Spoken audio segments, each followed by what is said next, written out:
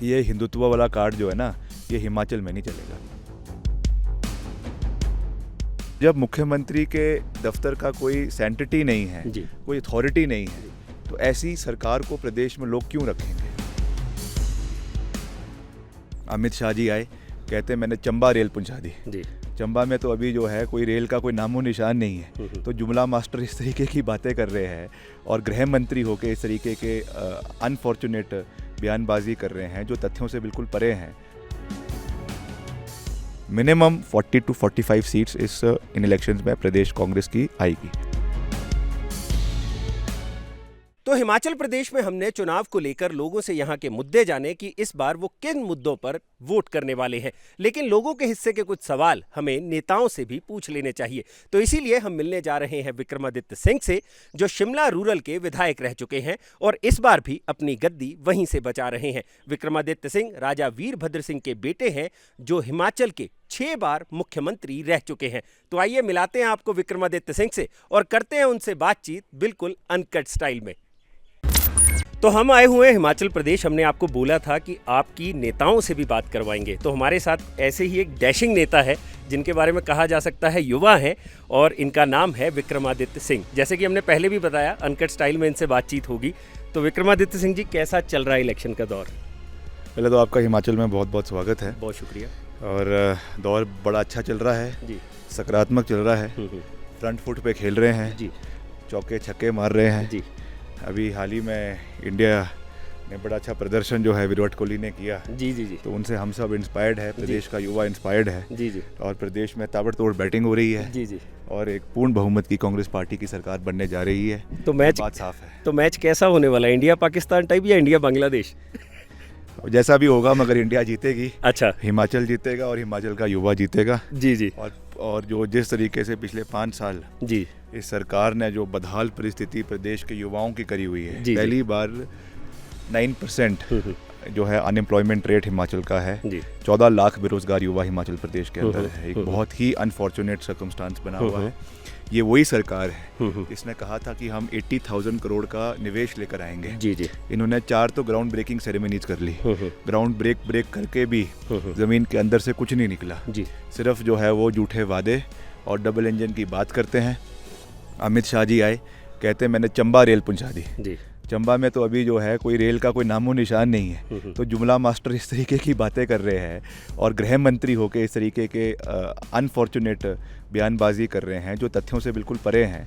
तो आप हिसाब लगा सकते हैं, प्रदेश की जो पढ़ी लिखी जनता है वो इनको इस बारी जो है वो आईना दिखाने वाली है। तो आपको क्या लगता है कि हिमाचल में इस वक्त भाजपा इसलिए डाउन है क्योंकि मुख्यमंत्री का चेहरा थोड़ा उनका वीक है, या पूरी ओवरऑल लीडरशिप में कोई कमी रही है इस बार?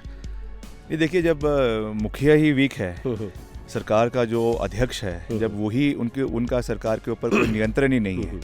आपने कभी सुना है कि 5 साल के कार्यकाल में 7 मुख्य सचिव बदल दिए, 5 डीजीपी बदल दिए, 4 आपके जो मुख्यमंत्री के प्रिंसिपल सेक्रेटरीज होते हैं वो बदल दिए। प्रदेश की सरकार के ऊपर कोई निरंतरण ही नहीं था। कोई सुबह के फैसले लेते थे, शाम को पलट लिए जाते थे। कभी दिल्ली से कोई आदेश आता है, कभी नागपुर से आदेश आता है, कभी जयपुर से आता है, कभी नाबा जो यहाँ पे इनका आरएसएस का हेडक्वार्टर है वहाँ से आता है। तो जब मुख्यमंत्री के दफ्तर का कोई सैंटिटी नहीं है, कोई अथॉरिटी नहीं है, तो ऐसी सरकार को प्रदेश में लोग क्यों रखेंगे। और मुख्यमंत्री जी का जो ड्रीम प्रोजेक्ट था, आपने भी सुना होगा कि वो कहते हैं कि मैं अंतर्राष्ट्रीय हवाई अड्डा मंडी में बनाना चाहता हूँ। आप जाइए मंडी, दौरा करिए, वहाँ पे लोगों से बात करिए और देखिए कि वहाँ पे अभी तक एक धरातल पे एक ईंट का पत्थर उस जो सो कॉल्ड इंटरनेशनल एयरपोर्ट की ये बात कर रहे हैं वो नहीं बना है। तो जब काम ही नहीं हुए हैं, सब चीज़ें हवाई है, तो निश्चित तौर से लोग जो है आज गुस्सा है, नाराज़ है, कर्मचारी नाराज़ है, बागवान नाराज़ है, प्रदेश के युवा नाराज़ है। और उन्होंने पूरा मन बना लिया है कि ये जो भी कह ले, आज इन्होंने नारा दिया हुआ है कि जो राम को लेकर आए थे वो जयराम की सरकार बनेगी। मैंने तो ये साफ कह दिया परसों कि ये हिंदुत्व वाला कार्ड जो है ना, ये हिमाचल में नहीं चलेगा। हिमाचल जो है वो देवभूमि है। अच्छा, एक चीज़, आप हिंदुत्व कार्ड पे आए, हम लोग देखते हैं बैनर्स लगे हुए हैं ज़्यादातर बैनर ऐसे ही देखने को मिलता है कि हमने राम मंदिर बनवा दिया, सब चीज़ें बनवा दी। और दूसरी तरफ जब कांग्रेस के बैनर देख रहे हैं तो उसमें बड़ा बड़ा लिखा होता है कि 1 लाख नौकरी मिलेगी, 5 लाख नौकरियां मिलेंगी। तो आपको लगता है कि अभी जो यहाँ पे चल रहा है वो इवेंचुअली धर्म से बिल्कुल हटके है और यहाँ पे लोग मुद्दों पे ही बात करेंगे और वोट बिल्कुल, ये यहाँ के लोग जो है बिल्कुल पढ़े लिखे हैं, वेल एजुकेटेड है, हाईली क्वालिफाइड है, ग्रेजुएट है, पोस्ट ग्रेजुएट है, उन्होंने अलग अलग डिप्लोमास किए हुए हैं, पॉलिटेक्निक में किया हुआ है, वोकेशनल एजुकेशन में किया हुआ है, literacy level is one of the highest in the country.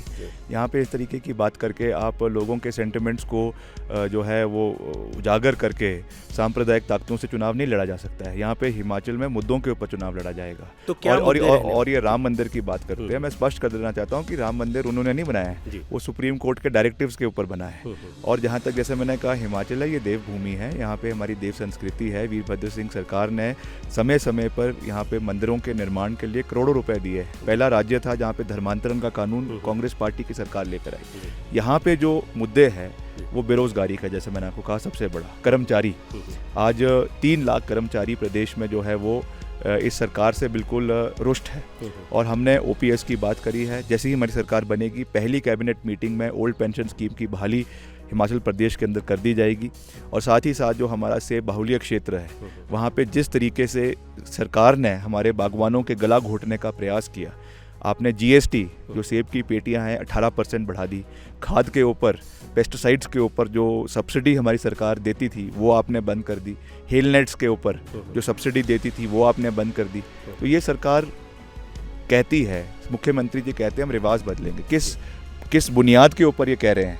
आज प्रदेश का हर वर्ग इनसे नाराज़ है और अब तो ये कुछ ही दिन के मेहमान रह गए। हफ्ते भर के मुख्यमंत्री है और सरकार है, उसके बाद कांग्रेस पार्टी की पूर्ण बहुमत की सरकार हिमाचल प्रदेश में बनेगी और वीरभद्र सिंह विकास मॉडल पर हिमाचल प्रदेश पे कार्य करेगी। लेकिन जो ओपिनियन पोल्स हम अभी देख रहे हैं उनके मुताबिक अभी भी ओपिनियन पोल्स का ये कहना है कि भाजपा कहीं ना कहीं अपर एज पे है। तो आपको क्या लगता है कि क्या कुछ ऐसा है जो ओपिनियन पोल्स मिस कर रहे हैं? ये जो ओपिनियन पोल्स थोड़े बहुत आ रहे हैं, ये दिल्ली वाले मीडिया के आ रहे हैं। अच्छा। अब मैं कहना नहीं चाहूँगा क्या टर्मिनोलॉजी है, पर जो हिमाचल में आप अगर किसी से बात करेंगे और किसी से नुक्कड़ पे, किसी से ढाबे पे, किसी से चौराहे पे, किसी युवा से बात करेंगे और उनसे पूछेंगे, बेबख्श उनकी जो है राय जानना चाहेंगे, तो आपको स्पष्ट कह देंगे कि क्या ओपिनियन लोगों का है और वो नज़र आ जाएगा आपको। एक चीज़ और जो यहाँ पर हम लोगों से मिले, बातचीत हुई, लोगों का एक सवाल ज़रूर है, वो कांग्रेस से की तरफ झुकाव तो हमें दिखता है लोगों का यहाँ शिमला में, लेकिन लोगों का ये कहना है कि अभी तक मुख्यमंत्री का कैंडिडेट फाइनल नहीं हुआ है। तो आपको क्या लगता है कि अगर कांग्रेस सत्ता में आती है तो कौन प्रदेश की कमान संभाल सकता है? देखिए, ये निर्णय जो है ये आने वाले समय में जो हमारा विधायक दल होगा और हाईकमांड है, मिलकर इस निर्णय को लेंगे। हमारे पास लीडरशिप की कमी नहीं है, सक्षम लीडरशिप है। प्रतिभा सिंह जी 3 बार सांसद रह चुकी हैं, मुकेश अग्निहोत्री जी है, ठाकुर कौल सिंह जी है, मैडम आशा कुमारी है, और भी बहुत से नेता हैं जो सक्षम हैं। तो हमारा अभी जो एजेंडा है वो कांग्रेस पार्टी को वापस सत्ता में लाना है। उसके बाद ये निर्णय लिया जाएगा कि कौन प्रदेश का अगला मुख्यमंत्री होगा और मिलकर जो भी होगा, पोस्ट इम्पॉर्टेंट नहीं है, इम्पॉर्टेंट ये है कि जो हमने डिलीवरी करनी है, जो हमने गारंटीज दी है, जो हमारा कल का मैनिफेस्टो रिलीज़ हुआ है, उसको हमने चरणबद्ध तरीके से इम्प्लीमेंट करना है। क्योंकि ये जुमला पार्टी नहीं है। उन्होंने भी कई नारे दिए थे कि हम 15 लाख रुपए हर खाते में डालेंगे, सो एंड सो फोर्थ। आज तक वो चीज़ें पूरी नहीं हुई है। हमने जो 1500 रुपये हर घर लक्ष्मी की बात करी है, पहली कैबिनेट मीटिंग में, पहले बजट में इसको इम्प्लीमेंट किया जाएगा। ओल्ड पेंशन स्कीम को पहली कैबिनेट मीटिंग में इम्प्लीमेंट किया जाएगा। Whatever we are saying and whatever we are propagating, it will be implemented as soon as the Congress party comes to power. लेकिन भाजपा का ये कहना है कि कांग्रेस दावे तो कर रही है कि हम लोग इम्प्लीमेंट करेंगे सब चीज़ें, लेकिन उसके लिए फंड्स की ज़रूरत पड़ेगी। और इवेंचुअली वो इस तरह से प्रोजेक्ट कर रहे हैं कि डबल इंजन की सरकार रहेगी तो सेंटर की भी मदद रहेगी। तो आपको क्या लगता है कि हिमाचल इतना सक्षम है कि सब चीज़ें अपने हो जाएंगी? देखिए, ये तो फिर उनकी ओपन थ्रेट है ना। वो बोल रहे हैं कि अगर कांग्रेस की सरकार बनेगी तो हम केंद्र से पैसा ही नहीं देंगे। ये तो फिर दिखाता है। एक और मोदी जी आके कहते हैं कि हम कंस्ट्रक्टिव फेडरलिज्म में विश्वास रखते हैं, जहाँ पे केंद्र सरकार जो है, अगर विपक्ष की प्रदेश की सरकार है, उनके साथ भी तालमेल बना के रखेंगे। और दूसरी ओर वो ओपनली कह रहे हैं कि अगर कांग्रेस की सरकार बनती है तो कोई सहयोग केंद्र से नहीं मिलेगा। इस तरीके की सोच तो नहीं चलेगी। हमको मिलकर चलना है, रिसोर्स भी मोबिलाइजेशन करने हैं। जहाँ तक जो हक हमारा केंद्र सरकार से है, चाहे वो हमारा 15वें वित्त आयोग से जो हमको पैसा आता है, चाहे जो स्टेट फंड्स की डेविएशन होती है जो हमको केंद्र से मिलता है, वो हमको मिलेगा, वो हमारा अधिकार है, वो हमसे कोई नहीं छीन सकता है। बाकी जहाँ तक प्रदेश के अंदर रिसोर्सेज पैदा करने की बात है, ये ज़रूर है कि आज हम 65,000 करोड़ का ऋण प्रदेश सरकार के ऊपर है, बट उसमें से ये भी तो देखना है कि 45,000 करोड़ इसी सरकार ने 5 साल के अंदर लिया है। हम उसमें अपने जो एक्सपेंडिचर्स है, फजूल खर्ची है, उसमें हम जो है आने वाले समय में कटौती करेंगे।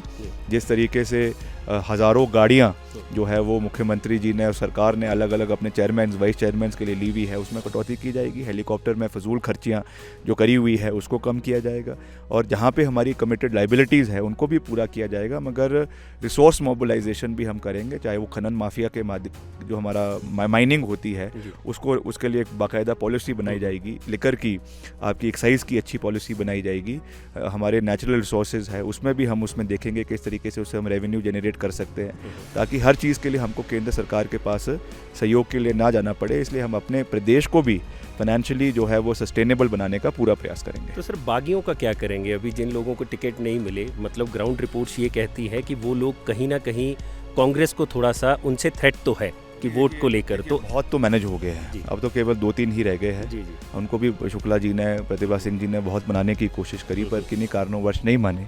मगर आप ये देखिए कि हम तो विपक्ष में हैं, तब भी हमारे केवल 2-3 बागी है। भाजपा में तो आज भी 21 बागी है, उनके 4-5 तो सिटिंग विधायक जो है जिनके टिकट कट गए वो चुनाव लड़ रहे हैं। तो ये कहते थे कि we are a party with a difference, और हम डिसिप्लिन पार्टी है, काडर है, प्रधानमंत्री है, मोदी जी है, नड्डा जी है, तब भी इनकी नहीं चल रही है, तब भी वो लोग जो है बगावती सुर में आगे बढ़ रहे हैं। तो ये दर्शाता है कि लोग आज पूरी तरीके से इस सरकार से जो है वो उनका मोह मुक्त हो चुका है, और हम सरकार बनाएंगे। जहाँ पे हमारे 1-2 बागी हैं वहाँ पे भी हम प्रयास कर रहे हैं पूरी तरीके से कि हम कांग्रेस के प्रत्याशी को जिता सके, और जिताने का पूरा प्रयास करेंगे। मगर इन टोटल मैं आपको आज ऑन रिकॉर्ड ये कह सकता हूँ कि हमारी minimum 40 to 45 seats in elections में प्रदेश कांग्रेस की आएगी। जी, एक चीज़ और आपसे कि शिमला रूरल के आप विधायक रहे हैं, शिमला रूरल में मतलब अभी भी हो आप, बिल्कुल अभी आप अपनी गद्दी वहाँ से बचा रहे हैं, एक तरह से अभी लड़ रहे हैं आप दोबारा चुनाव वहीं से। तो शिमला रूरल के क्या मुद्दे रहे ऐसे जिनको आपने सॉल्व किया, और लोग लगता है आपको कि इस बार आप पे फिर से नहीं, लोग पूरा आशीर्वाद देंगे, इसमें कोई दो राय नहीं है, क्योंकि हमने विपक्ष में रहते हुए भी, मेरे पिताजी यहाँ से जब विधायक थे, मुख्यमंत्री थे, उन्होंने करीबन 1500 करोड़ रुपए के विकास कार्य यहाँ पे करवाए, और जब मैं भी पिछले 5 साल में विपक्ष में रहते हुए हमने करीबन 100 करोड़ के विकास कार्य, जिसमें विधायक प्राथमिकता की कई सड़कें हमारे दूर दराज इलाके हैं वहाँ पे हमने पहुँचाई। चाहे हमारा महिला मंडल है, युवक मंडल है, इरिगेशन स्कीम्स है, आपके जो पंचायत की सड़कें होती हैं छोटी बहुत, डंगे लगाने वाला काम है, जो भी हमसे मांगा गया, जो हमसे हो सका हमने किया, बिकॉज हमने एक सकारात्मक सोच रखी। The day I was elected as MLA 5 साल पहले, मैंने ये प्रण लिया था कि हम दलगत राजनीति से ऊपर उठकर कार्य करेंगे, and I try to take everybody along. आपको जानकर खुशी होगी कि the person who is contesting against me, जो मेरा बीजेपी का ओपोनेंट है रवि मेहता, उनके घर की पंचायत में, कोट पंचायत है शोगी में, वहाँ पे हमने 6 करोड़ रुपए की लागत से एक विधायक प्राथमिकता की स्कीम बनाई है, जिसके लिए ऑफिशियली उन्होंने मेरा धन्यवाद किया उस समय। पर आज निश्चित तौर से राजनीतिक रोटियां सेकने के लिए वो उनके सुर बदले हुए हैं, मगर उनको भी हमने कहा है आप चिंता ना करिए, आपने तो यहाँ से जीतना है नहीं, कल को आपको भी विक्रमादित्य सिंह के पास ही अपने काम करवाने आना पड़ेगा, तो हम काम करेंगे, हम सबको साथ लेके चलेंगे, और शिमला ग्रामीण को हिमाचल का नंबर 1 विधानसभा क्षेत्र बनाना हमारा मकसद है। मेरी लड़ाई किसी से व्यक्तिगत नहीं है, मेरी लड़ाई जो है वो शिमला ग्रामीण को हिमाचल का सर्वश्रेष्ठ विधानसभा क्षेत्र बनाना है। शिमला रूरल में हम एक गाँव में गए, अभी 1 दिन पहले की बात है, रामपुरी क्योंथल, हम वहाँ पे लोगों से मिले। वो गांव है, वहाँ पे सब आप जानते ही होंगे उस गांव को भी, तो वहाँ पे सब्जियाँ उगाई जाती है, और उनका ये कहना है कि 30% सब्जी जो शिमला में लोग खाते हैं वो हम उगाते हैं। तो उनका एक मुद्दा है, वो ये कह रहे हैं कि वहाँ पर जो सब्जी मंडी है वो नहीं है, तो उनको अलग तरह की वो दिक्कतें झेलनी पड़ रही है। हालांकि उनका ये कहना है कि आपने विकास करवाया वहाँ पे, तो इन चीज़ों को लेकर आप कैसे देखते हैं कि वहाँ की जो फार्मर्स बेल्ट है उसको सरकार किस तरह से उसके बिल्कुल साथ एक जगह है टूटू, वहाँ पे हमने एक सब्जी मंडी दी है जी, हमारी सरकार में करीबन 40 लाख रुपए के माध्यम से वो सैंक्शन हुई, अभी उसका कार्य चल रहा है, पर पिछले 5 साल बहुत धीमी गति से उस पर कार्य चल रहा था। हमने बड़ा उसके ऊपर विधानसभा में उसका मुद्दा उठाया, उसके लिए हमने धरना प्रदर्शन किया, अब जाकर उसका कार्य शुरू हुआ है, बट अभी कंप्लीट नहीं हुआ है। तो मैंने वहाँ के लोगों को पूरा वादा किया है कि जैसे ही हमारी सरकार बनेगी पहला कार्य, पहला उद्घाटन जो है वो सब्ज़ी मंडी का करवाया जाएगा, ताकि वहाँ के जितने भी हमारे किसान हैं उनको उसका फ़ायदा मिल सके। और भी वहाँ पे क्योंकि बहुत से हमारे जो है पशुपालक भी है उस इलाके में, उनके लिए भी हम आने वाले समय में जो है मिल्क चिलिंग प्लांट उस इलाके में लगाने का प्रयास करेंगे। कलेक्शन सेंटर्स लगाएंगे, क्योंकि बहुत से लोग वहाँ से अपना दूध, पनीर, दही वगैरह जो है वो शिमला लेकर आते हैं, इसलिए वहीं पर ही उसकी कलेक्शन हो सके, अच्छा दाम हमारे बागवानों किसानों को मिले, इसके लिए हम पूरी तरीके से प्रयासित पहले भी थे और आगे भी एक सकारात्मक सोच से आगे चलेंगे और उनके आशीर्वाद के साथ इलाके को आगे बढ़ाने का काम करेंगे। चलिए, बहुत बढ़िया सर। लेकिन एक सवाल मेरा और है बस आपसे आखिरी, जो युवा जानना चाहेंगे। आपने बहुत कम उम्र में चुनाव लड़ा सबसे पहला, तो आप शुरू से ही नेता बनना चाहते थे या कुछ और भी मन था आपका? अगर नेता ना बनते तो क्या करते आप?